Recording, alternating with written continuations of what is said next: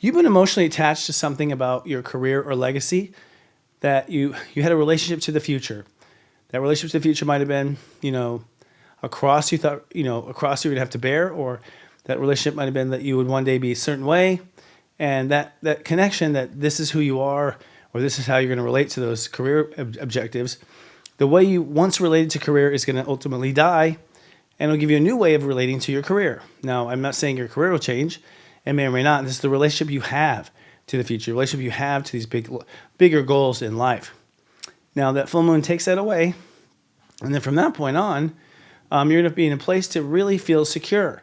You may also be in a place to buy a home or sell a home, or for a change in your family, because you detached from what your heart wasn't into anymore in your career and legacy.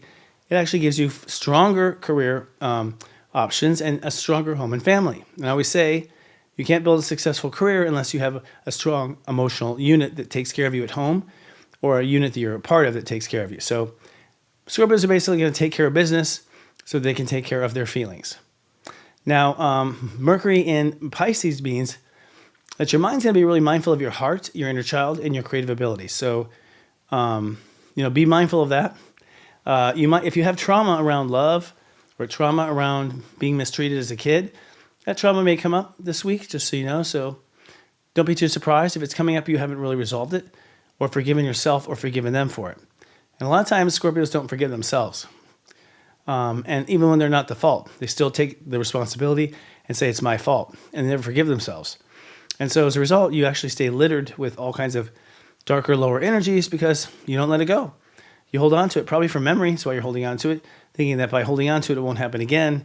But it's the opposite. By holding on to it, it's guaranteed to happen again. So you're feeding it with those thoughts. Now, Mars trine Saturn says that ultimately, Scorpios who are emotionally a bit moody, particularly about beliefs and what they believe in, and so your ego has some attachment to being right all the time. I got to be right. And it's an emotional attachment. You only want to feel, you're wanting to feel what it's like to be right. You don't really care about being right. You care about the feeling of being right. You care about the feeling of the knowledge, the feeling of the mastery. So the universe is saying, nope, that's codependency. We're going to have to cut that off and not allow that to happen anymore. And so as a result, what you can do from that point is that you are free then to go after your personal dreams.